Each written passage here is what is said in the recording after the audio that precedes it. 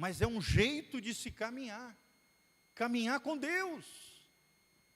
Quanto mais você caminhar com Deus, quanto mais o seu espírito se conectar com o Criador do universo, você não precisa ir correr atrás das bênçãos, as bênçãos vão correr atrás de você.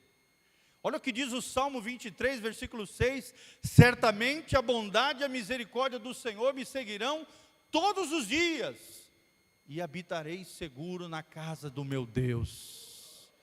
Bênção, prosperidade, misericórdia, bondade de Deus, segurança.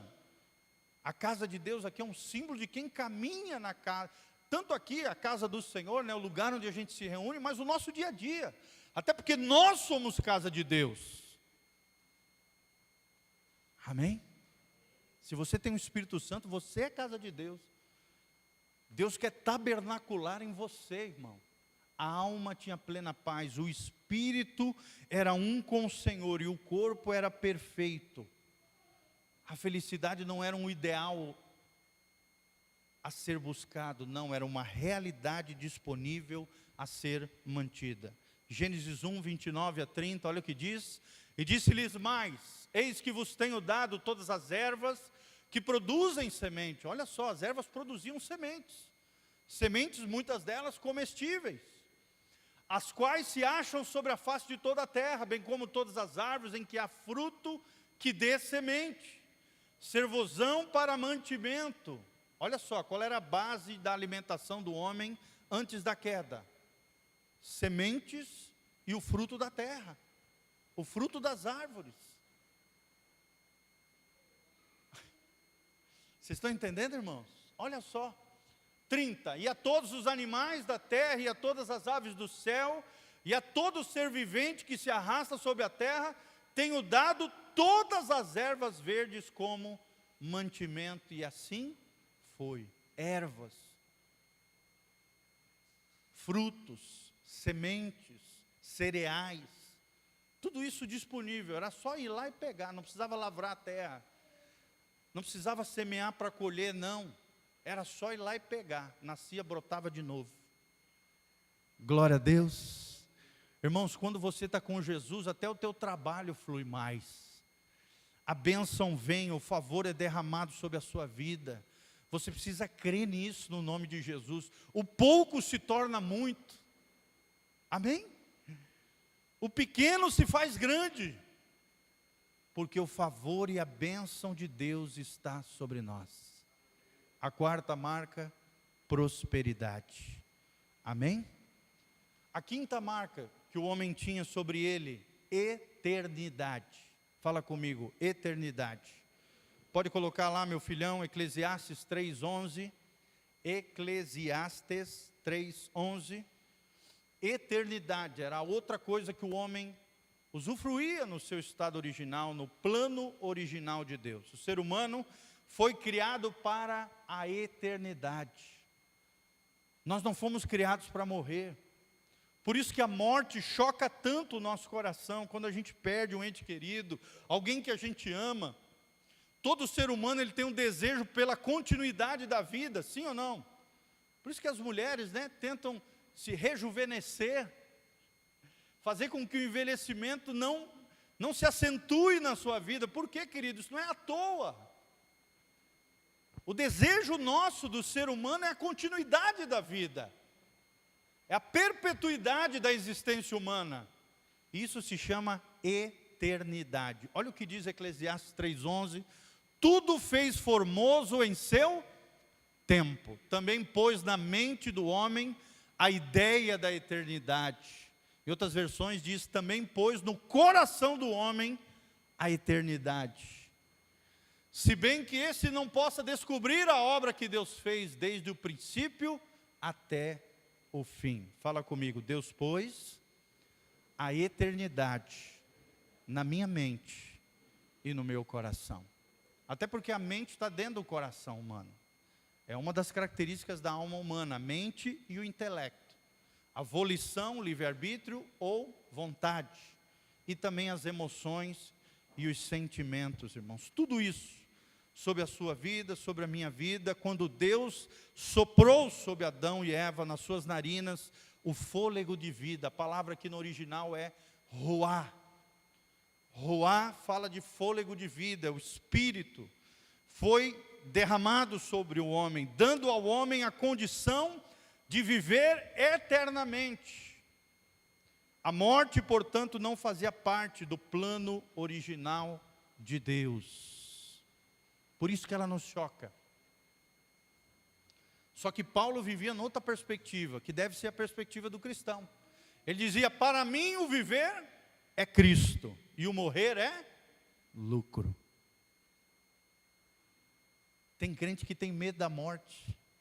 Irmão, que isso? Não tenha medo da morte. Tem crente que tem medo do Covid, mas não tem medo do pecado.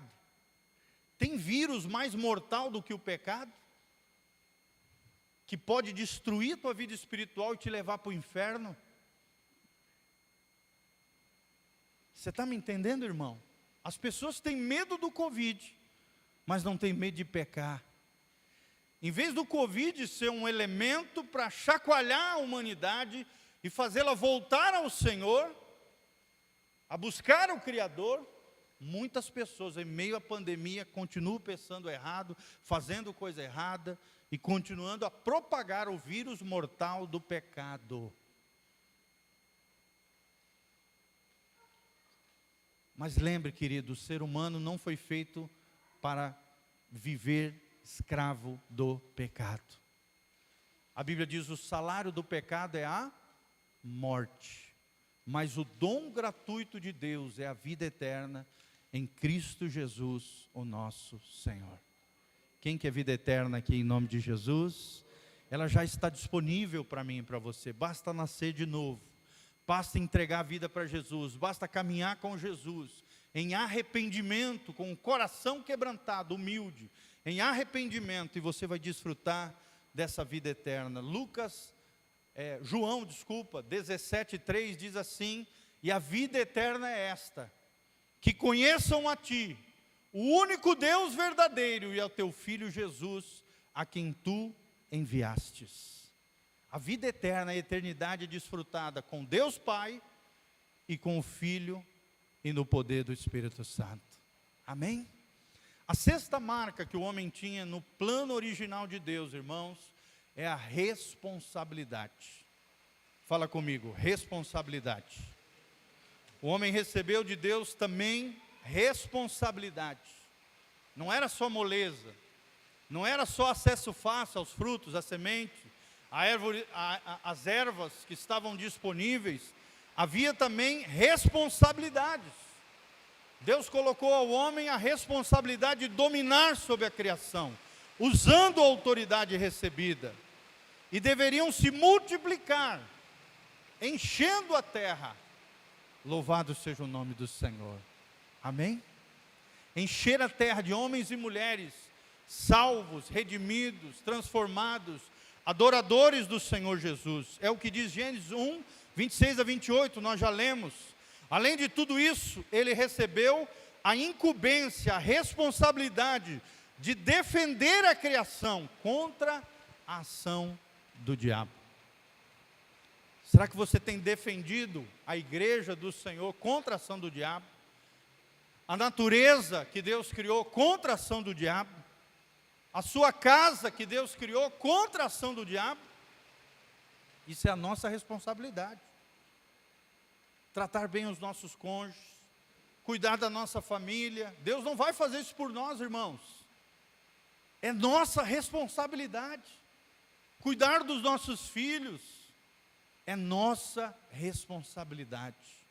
Cuidarmos uns dos outros, dos irmãos, é nossa responsabilidade. Esteja orando, irmãos. Teve alguns irmãos que estão caminhando conosco que pegaram Covid.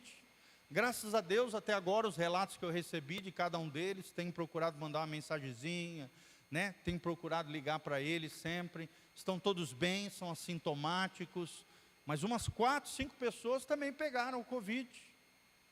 Algumas pessoas vão pegar essa virose, não tem como. Vamos estar orando uns pelos outros, vamos estar cuidando uns dos outros, vamos estar apoiando uns aos outros. É nossa responsabilidade. Amém?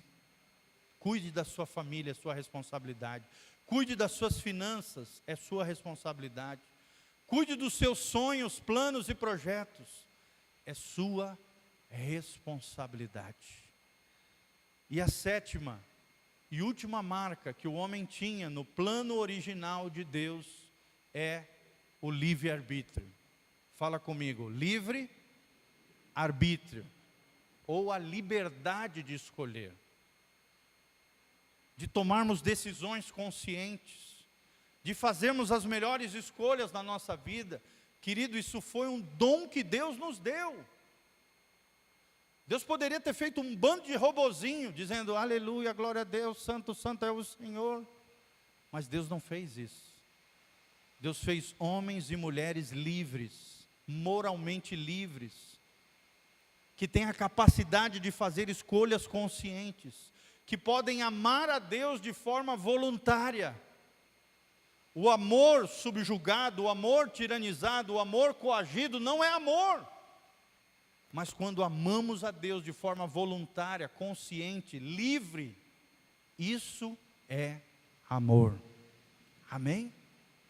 Quando você ama a sua esposa de forma voluntária, consciente, livre, isso é amor. Agora, se você virar para ela, maltratando ela, tratando ela mal e dizendo, você tem que me amar, você tem que ser submissa, isso não é amor.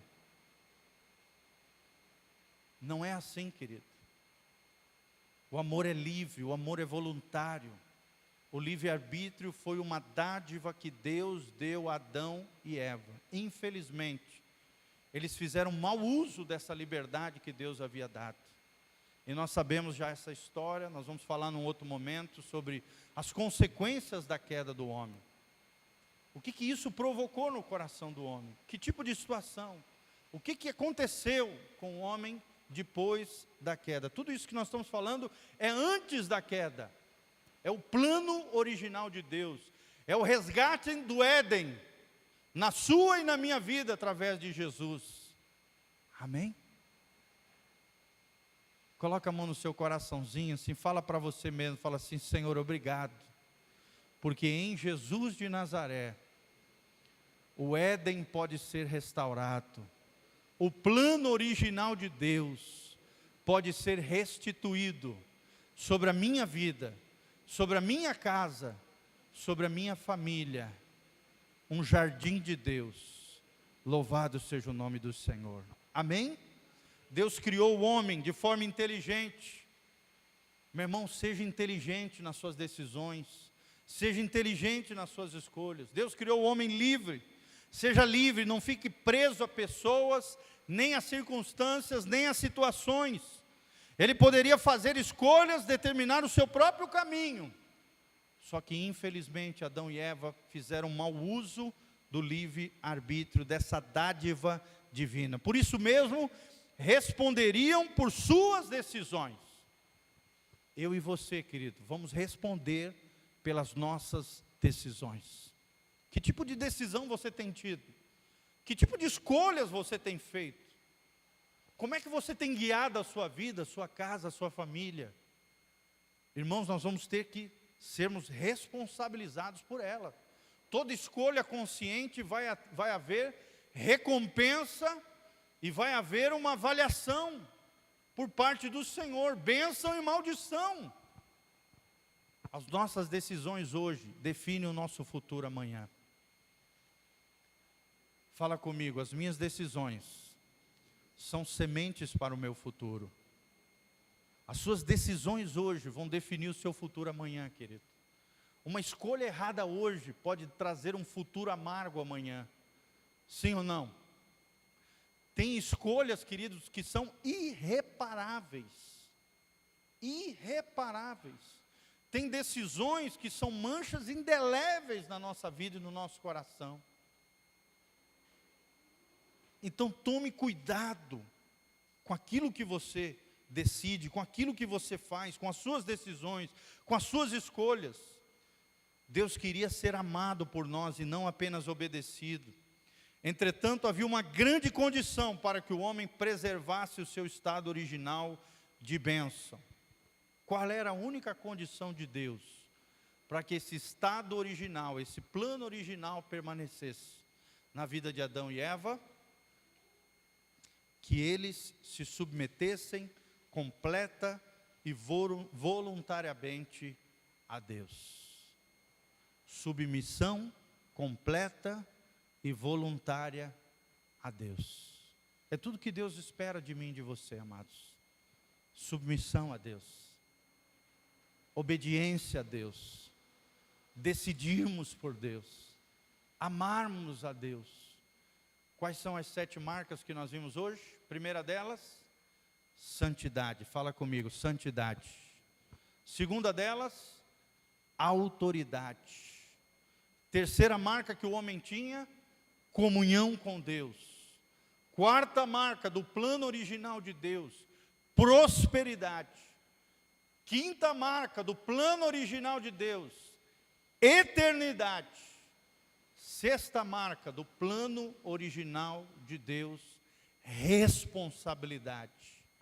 E a 7ª e última marca que Adão e Eva tinham antes da queda, que Deus quer resgatar na sua e na minha vida, é a liberdade de escolha, é o livre-arbítrio. Amém?